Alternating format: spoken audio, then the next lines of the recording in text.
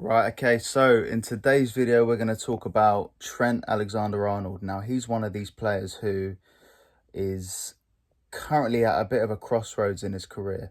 You know, he's linked with Real Madrid at the moment, but on the flip side of that, he's also getting a lot of stick from opposition fans, the media, but he's also linked with Real Madrid. So it's a really interesting one to talk about, and you've got to try and connect the dots and think, well, why is that?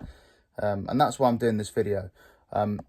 Well, first of all, which side am I on? You know, am I on the camp that thinks he's overrated, or the camp that feels the Real Madrid links is justified? For me personally, I think the links to Real Madrid is 100% justified.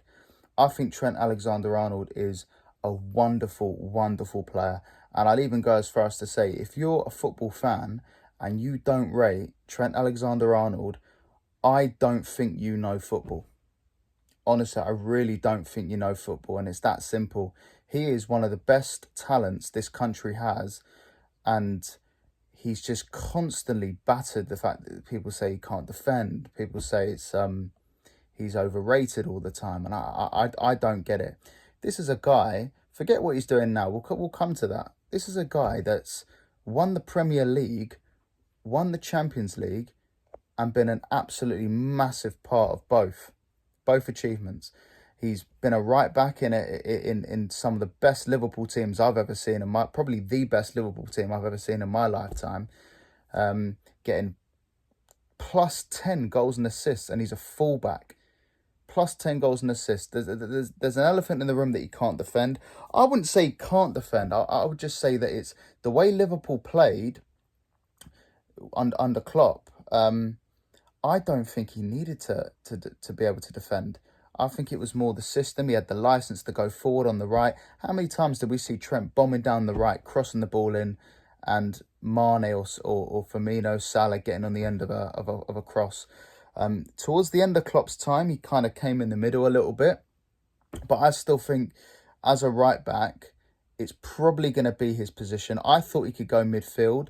But the problem with putting Trent in midfield is that he's now 25 years old, I think, maybe 24, I'm not sure. To try and teach a 25-year-old the central midfield position, bear in mind, playing in central midfield is the most difficult position on the football field. To try and teach him how to do it is virtually impossible. I think if he was going to become a central midfielder, I feel like it needed to be done when he was about 14, 15, 16, so he'd learn the role. I know he played midfield a little bit in the youth team, because I used to watch youth games. He played a couple of games in midfield. But ultimately, he was put at right back, and he never really left it. So he was obviously taught how to be a right back. And I think it might be too late. I think if anyone can do it, it's probably Pep Guardiola or someone like Arteta. But we don't have managers like that. They don't come around very often. Xabi Alonso, these guys are just freaks. And I don't think Arne Slot and the potential England manager, possibly Eddie Howe, have got the tools to be able to do it. But do you know, maybe Eddie Howe can actually. He done it with Joe Linton.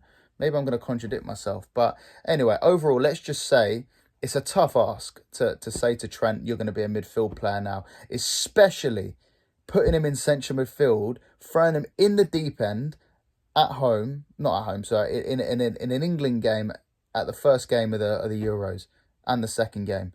And I think he was hung out to dry a little bit. And I do think Trent was made a scapegoat in the Euros, massively. Was he great in central midfield? No, he wasn't. Of course he wasn't great. Was Declan Rice great? And I love Rice. I love them, both players. Were they great? They weren't. But Trent seemed to get most of the criticism. And Conor Gallagher, I do not rate. I think he's not technically good enough to play in the central midfield. But I felt sorry for him against Slovenia, because I felt like he was hung out to dry as well. So I didn't blame him for his performances, and neither would I do with Rice and Trent. Hopefully Arne Slot can find a slot for Trent in the team, and I think it's probably going to be right back. Last season he had a good season as well. He was a big reason why Liverpool were top for so long, but he always gets constantly labelled with this trend that he can't defend. And honestly, he's not the best defender, but he's an attacking fullback. But who is the best defender? Most fullbacks get caught out, but Trent would always get most of the blame. And I repeat, he's not a great defender. But instead of talking about that, talk about the wonderful things that Trent does. What about the amazing crosses, the set pieces? You know, it's. I think with Trent Alexander-Arnold, you have to just take the rough with the smooth. He's not going to be the best defender, but what he gives you offensively is mind-blowing, and it's bordering on world class. So if he's not the best defender, then you find a way, like Klopp did a lot, you find a way to cover him because you know that he's going to give you the results going forward. So you just get a Jordan Henderson to cover him, or you get Van Dijk to be a little bit deeper on the right-hand side, or Matip, or whoever it was. But you find ways to help Trent out defensively because you know going forward he's going to give you something special. Technically, he's as good as anyone in the England team. And certainly for Liverpool, technically, he's as good. His passing is unbelievable. His crossing is brilliant. He can shoot. He has got everything. Absolutely everything. And I think people focus too much on the negatives of Trent and not enough on the positives. And it's rich to come for a guy who's achieved what he's achieved. You know, how many Liverpool players in the Premier League have won Premier League titles? He was like I said, he was a big part of that team. I'm backing Trent to have a very good season next year, whether it's at Liverpool or Real Madrid. He's definitely good enough for Real Madrid. He's a wonderful player. And would you take him? Would I take him at Arsenal in a heartbeat? Of course I would. Trent Alexander-Arnold. Are you joking? Of course I would take him. He's such a wonderful player. And then the media are so quick to praise players like Conor Gallagher and stuff. And I'm thinking, Trent is twice the player some of these guys are.